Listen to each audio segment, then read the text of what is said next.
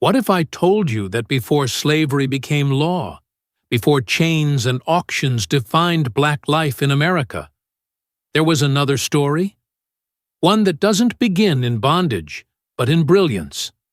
A story of free black men and women, literate, skilled, and, in many cases, more accomplished than the white Americans of their time.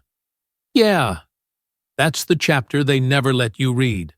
Because when we're taught about black history, the narrative usually starts in shackles, as if black existence only began the moment freedom was taken away.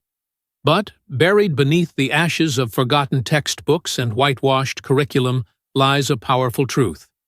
A free black class once thrived on American soil, before slavery was even codified into law. And this wasn't just a handful of exceptions. This was a rising class.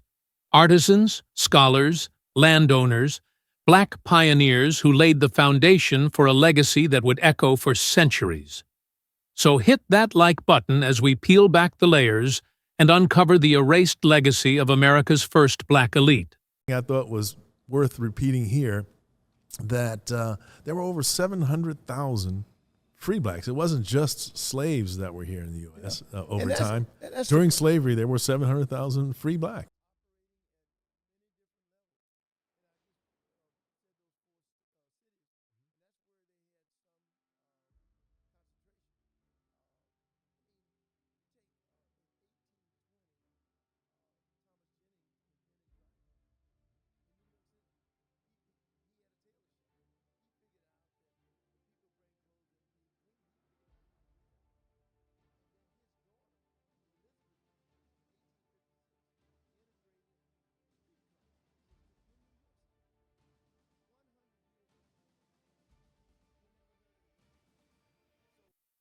Long before the word slave was attached to every African in the colonies, there were men and women of African descent walking American streets with papers in hand, skills in their palms, and hope in their eyes.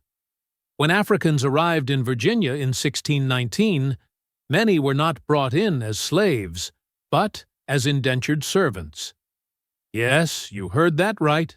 Just like the poor Europeans who came to the colonies to escape poverty or prison sentences, these Africans worked under contract, and after their time was served, they were granted freedom. Some were even given land.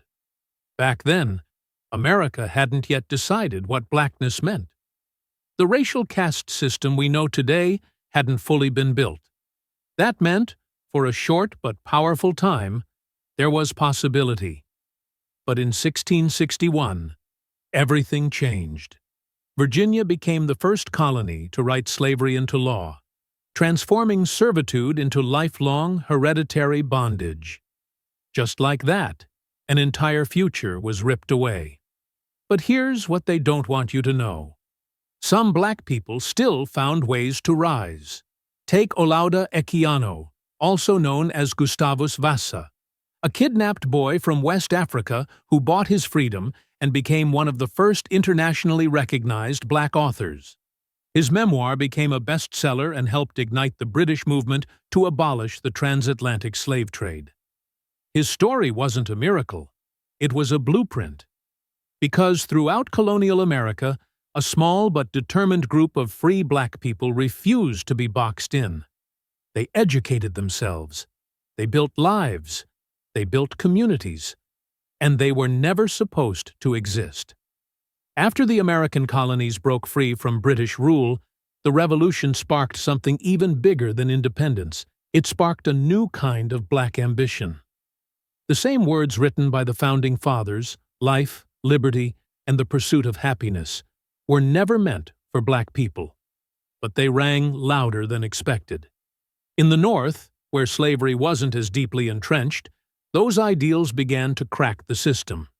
Pennsylvania was the first to start phasing out slavery in 1780. Massachusetts followed, and by the early 1800s, most northern states had adopted gradual emancipation laws.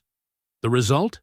An emerging class of free black Americans, movers, thinkers, builders, who weren't waiting for permission to exist. The people become free and they say, okay, that's it. I got mine. You've spent all of this time struggling against long odds and against many dislocations to build communities. If you get your freedom, you want your community to come with you. Even though there are more opportunities to realize themselves in the North, there are also restrictions that free Black people are going to have to confront. They were claiming space in the very republic that tried to exclude them. While the South deepened its roots in slavery, the North became a refuge for Black excellence. Black families fled southward oppression and migrated toward cities, Philadelphia, Boston, New York, where opportunity still had a fighting chance. And by 1860, the difference was stark. Washington, D.C. alone had more free Black residents than entire Deep South states combined. But even more surprising, free Black people were more urbanized than whites. They weren't just surviving, they were thriving. Barbers, blacksmiths, midwives, teachers.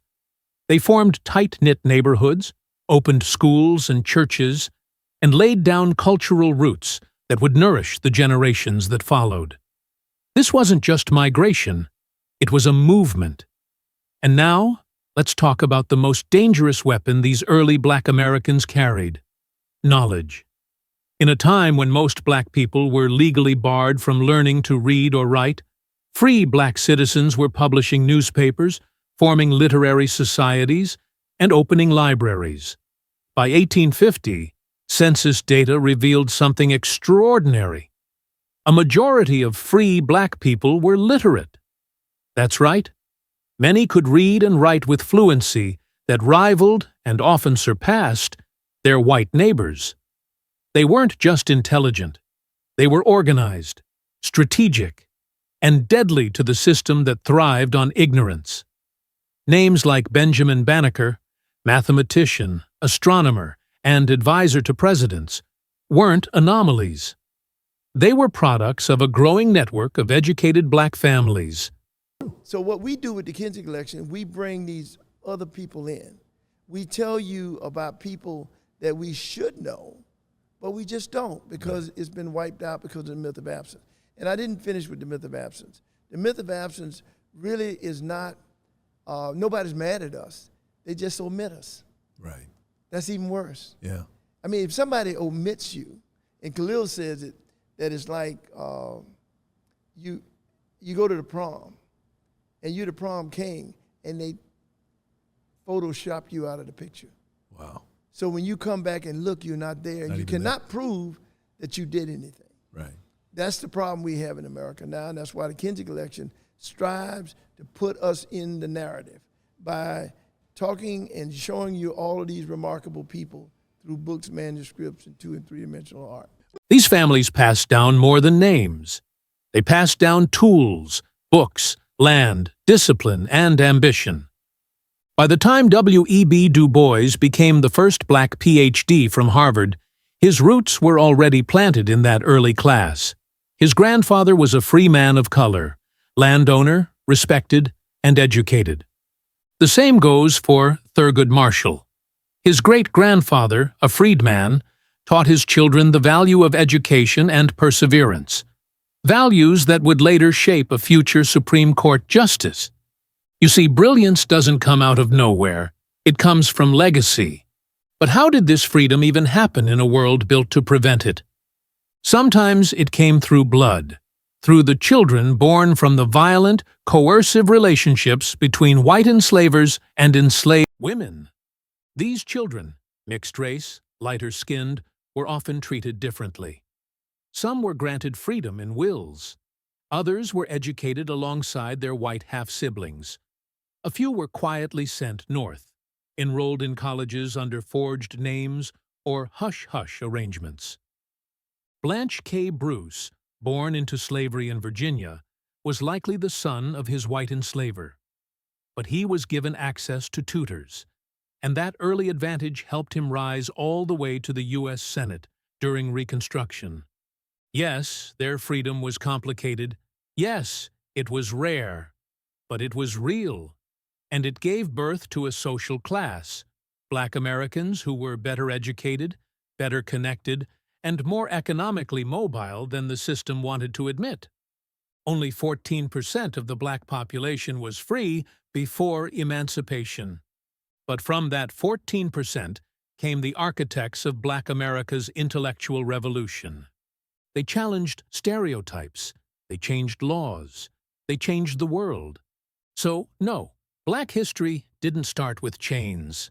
It started with choice, with a small group of visionaries who dared to be free before freedom was guaranteed. The question is, why did they hide this from you?